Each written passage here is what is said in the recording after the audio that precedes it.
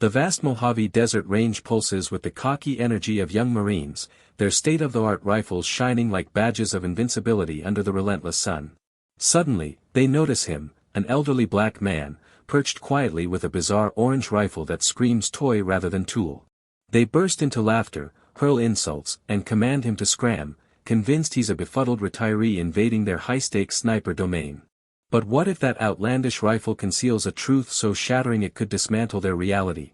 And what if this serene figure isn't just any veteran, but a phantom from conflicts that would crush them? Hang on tight, this saga of concealed bravery will grip your heart and flip your expectations. Tell me in the comments, have you ever dismissed someone who proved to be an icon?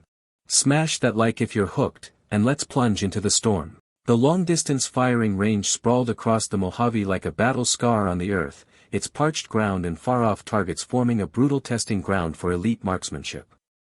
Heat mirages danced in the air, distorting everything into wavering illusions, while the sun hammered down without mercy. Corporal Jamal Carter, at 24 years old, moved through the dust with the unshakable swagger of someone who'd aced boot camp and thought that made him king. His Marine Corps fatigues were spotless, his high-end tight haircut a symbol of discipline, and his eyes burned with the fire of untried ambition. Around him, his squad, a group of equally young, sharp-edged privates in their early 20s, unpacked their arsenal, sniper rifles equipped with advanced digital scopes, laser rangefinders, and ballistic calculators that could predict a bullet's path with eerie accuracy. They were the cutting edge, the digital warriors trained to dominate modern battlefields, all geared up for a grueling qualification on a target 4,000 meters away, a distance that separated the pros from the pretenders. At a solitary, weathered bench sat Ezekiel Moore, an 81-year-old black man whose deep brown skin, creased with the deep furrows of countless trials, held the quiet dignity of a life lived in the shadows of history. His eyes, sharp and unwavering despite his age, pierced the horizon, tracking the subtle shifts in the heat waves that turned solid targets into ghostly apparitions. His body was lean, not frail, holding a posture that spoke of inner steel, like an ancient sentinel standing guard over forgotten battles. Resting beside him was his rifle, a one-of-a-kind creation with a chassis and stock coated in a dull, non-reflective orange, the shade of a safety cone or a forgotten plaything. It stood out like a sore thumb amid the tactical blacks, sandy tans, and olive greens of the surrounding military gear, seeming utterly misplaced in this arena of lethal precision. Yet Ezekiel remained composed, his hands resting lightly on his knees, exuding a patience that seemed to draw from some bottomless well, as if the very sands of the desert recognized his right to be there. What brought this elderly black man to a place reserved for active-duty snipers honing their craft for life-or-death missions? Was he disoriented, perhaps reliving old memories in the wrong spot? Or did his presence hint at layers of experience that could eclipse everything these young guns thought they knew? The Marines exchanged glances, their initial curiosity twisting into outright disdain. This was their sacred space, a proving ground for the future of warfare, and an outsider like him disrupted the rhythm. Carter felt the itch first. He couldn't ignore the oddity any longer. With a cocky grin, he ambled over, his boots crunching on the gravel, voice cutting sharp through the hot air. "Sir, what's the deal with that neon nightmare? This ain't a flea market." His words landed like a challenge, and his squad piled on, a freckled private named Ruiz snickering, "Yeah, looks like you pulled it from a kid's Halloween costume bin." The group howled, their confidence inflated by their gadgets, scopes that adjusted for Coriolis effect, apps that factored in humidity. To them, Ezekiel was an anachronism, a dusty artifact in a world of silicon and steel. Ezekiel didn't react. His focus stayed locked on the distant targets, his silence hanging heavy, almost defiant in its completeness. It unnerved Carter more than any retort could. The corporal edged nearer, his tall frame casting a long shadow over the bench, blocking the sun. "Listen, this is a restricted live-fire zone for advanced sniper training. That, whatever it is a distraction at best, a danger at worst. Time to pack up and head out." His delivery blended official bark with smug superiority, the sort honed from bossing around recruits who folded under pressure. The range's ambient noise dipped, other shooters at adjacent benches halted their setups, ears perking up to the unfolding drama. Why the lack of response? Was the old man hard of hearing? Stubborn as a mule? Or biding his time for a reveal that would flip the script? Carter's irritation simmered to a boil. He amplified his volume, violating the unspoken code of range decorum where calm ruled to prevent accidents. You catching this, Pops? This isn't some VFW hall for reminiscing. Hit the road before you cause a scene. Bending close, he dropped his voice to a stage whisper that carried anyway, you sure you're even supposed to be on base? Looks like you wandered off course. The jab drew murmurs from the onlookers, tension coiling tighter. Ezekiel stirred at last, his movement deliberate and measured, dipping into a simple canvas bag slung over his stool. The Marines leaned in, muscles tensing. Would he finally comply and slink away? No. Out came a battered leather wallet, softened by years of handling, from which he drew a laminated base access permit. He extended it wordlessly. Carter grabbed the card, eyes narrowing as he inspected it. Name, Moore, Ezekiel J., clearance, full access, no restrictions. Date, current. His face twisted in frustration, no flaw to exploit. He shoved it back. All right, so you're cleared. Big deal. Doesn't give you carte blanche to clutter our setup with that eyesore. We're qualifying on a 4,000-meter target today, a high-end sensor array worth more than your house. Last thing we need is your amateur hour sending around astray and frying the data. Ruiz, riding the wave of his leader's aggression, stepped up and poked the rifle's stock with a finger. Man, this feels like bargain bin plastic. You print this in your basement or what? That poke ignited something. Ezekiel's eyes shifted, a momentary hardening, like coal turning to diamond under pressure.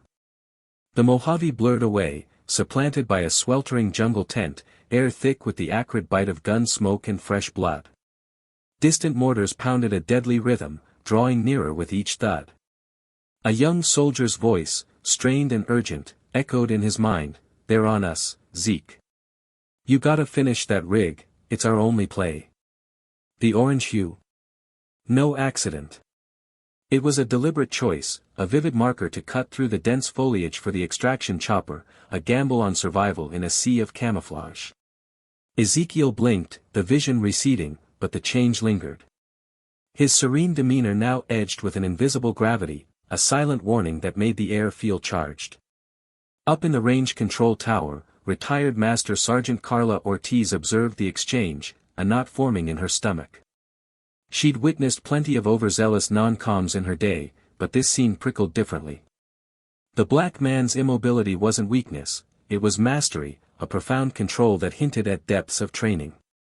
And that rifle, its unconventional color aside, the craftsmanship screamed bespoke, engineered for purpose. A long-buried recollection surfaced, a secure briefing room years ago, slides detailing a shadowy figure, a black specialist who operated in zones labeled impossible, pulling off feats that rewrote manuals. The range logbook entry jumped out, Moore, Ezekiel J.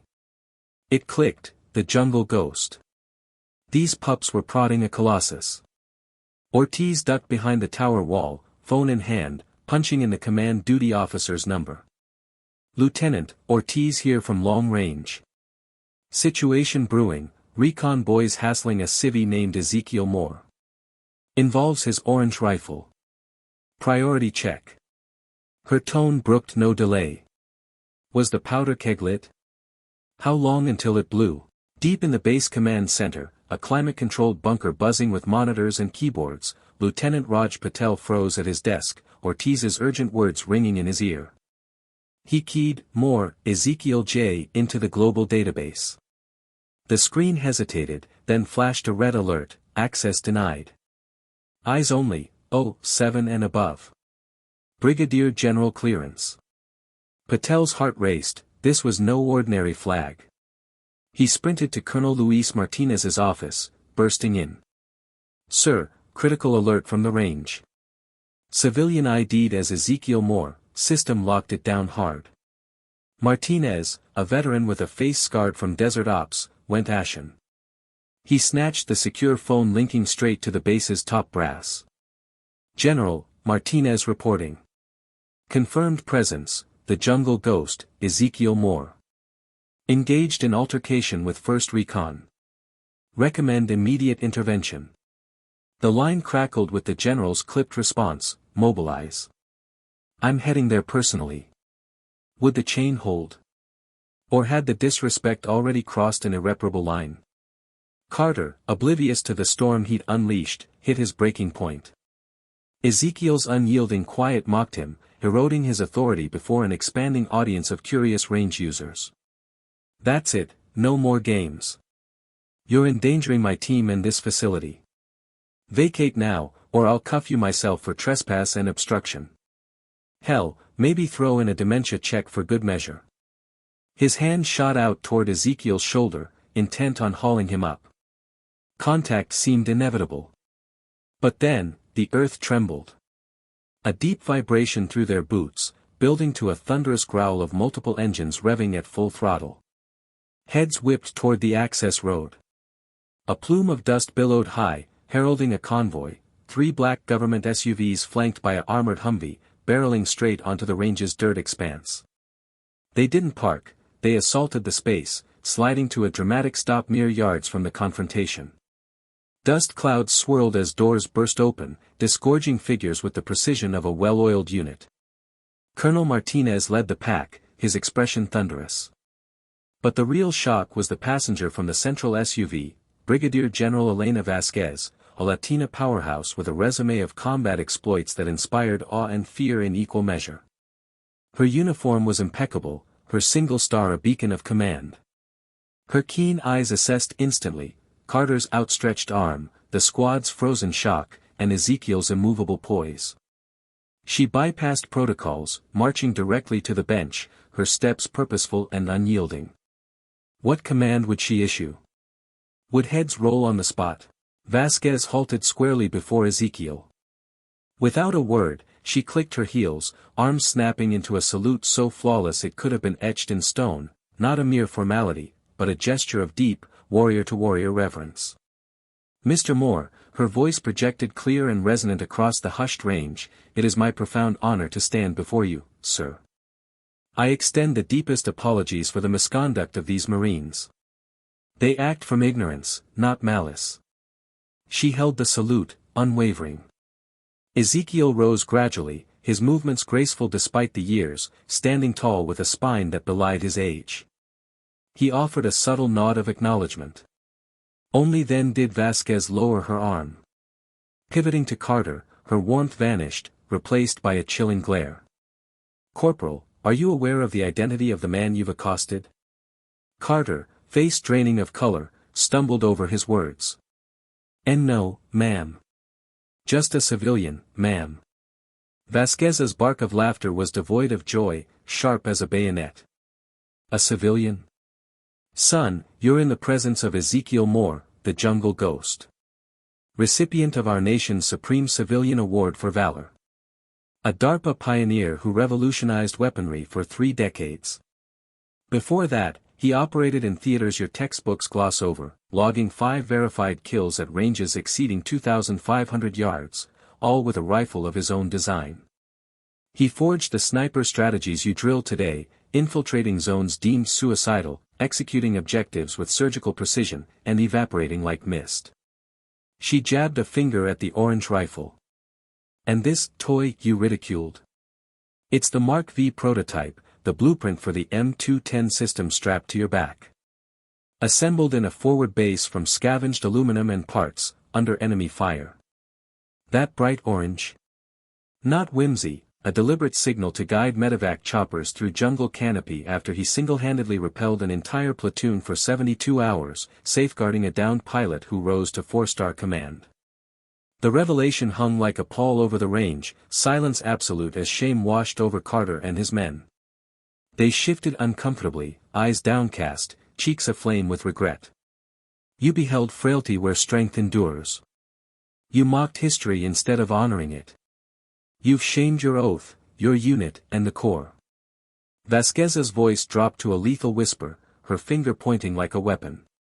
You and your entire squad will report to my office at 0600 sharp for an intensive course in Marine heritage and decorum. Fail to absorb it, and your careers end here. Ezekiel's voice broke the charged hush, steady and resonant, commanding attention without volume. General, he said evenly, ease up. They're green, brimming with that raw pride that fuels fighters. It's not a flaw, it's potential, if channeled properly. Turning to Carter, his gaze held no venom, only the seasoned wisdom of a survivor. Your role isn't to tower over others, young man. It's to stand on the shoulders of giants who cleared the way. Humility weighs more than any gear you'll haul, but master it, and it'll propel you through hell itself. Another memory crashed in, the jungle outpost, dim light flickering on metal shavings as he filed the rifle's receiver. The pilot, pale from blood loss, leg crudely bandaged, rasped a question. Orange, Zeke. Why risk standing out? Ezekiel hadn't paused his work. Because after the shot that counts, I want to be found, one way or the other. It encapsulated his ethos, calculated audacity, where a lone bullet decided fates. The repercussions unfolded with military efficiency. Vasquez wasted no time. Carter's squad was slapped with a 30-day remedial program, days spent polishing and cataloging artifacts in the base's war museum, nights drafting detailed analyses of Medal of Honor citations, from Audie Murphy's World War II heroics to modern operators in Afghanistan. No push-ups or runs, this was mental forging, designed to instill reverence through immersion. The incident's ripple spread fast, igniting whispers in barracks and mess halls, evolving into a base legend, the day arrogance met its match in an orange rifle. A new directive rolled out, mandatory annual seminars on engaging veterans, emphasizing recognition of unseen scars and contributions. Carter's transformation was stark, the once brash leader now moved with thoughtful restraint, his squad following suit, their banter tempered by newfound awareness. Weeks on, Carter spotted Ezekiel in the base library, buried in volumes on advanced optics. Pulse racing, he approached, standing at attention. Mr. Moore, sir. I need to say it right, I was blind, full of myself. What I did was inexcusable. I'm truly sorry. Ezekiel looked up, his expression softening into a forgiving nod. Apology accepted, son. You've learned the hard way, but that's how lessons stick. Humility isn't a weakness, it's your strongest ally. Carry it forward. The exchange sealed a quiet bond, a passing of the torch. The range shut down for an exclusive demonstration. Vasquez, Martinez, and a cadre of brass observed from afar, Carter's squad positioned humbly in the rear. Ezekiel assumed the prone position, his orange rifle nestled against his shoulder like an old friend. The 4,000-meter target loomed as a mere dot, defying possibility. He fine-tuned the scope with economical motions, gauging the breeze through subtle tells in the dust devils. For a full minute, he embodied stillness, syncing with the environment. Then, the crack echoed, a solitary thunderclap. Tension mounted as seconds stretched. The remote sensor lit up, bullseye, precise to the millimeter. The assembly erupted in stunned breaths. This wasn't marksmanship, it was myth incarnate, redefining limits. That shot resonated far beyond the desert, embedding Ezekiel's legacy in the Corps' fabric. Carter dove deeper, volunteering for history details, even mentoring recruits on veteran protocols. The base transformed subtly, with increased outreach events honoring elders. Ezekiel, ever humble, faded back into quiet pursuits, but his influence lingered, a beacon against complacency. If this epic of overlooked heroism ignited a spark in you, hit like, subscribe to HeroHush Stories, comment your own tales of underestimation turn triumph, and share with those who cherish justice. Your engagement keeps these narratives thriving. Tap the bell for the next one. What's your takeaway on humility's power? Let us know below.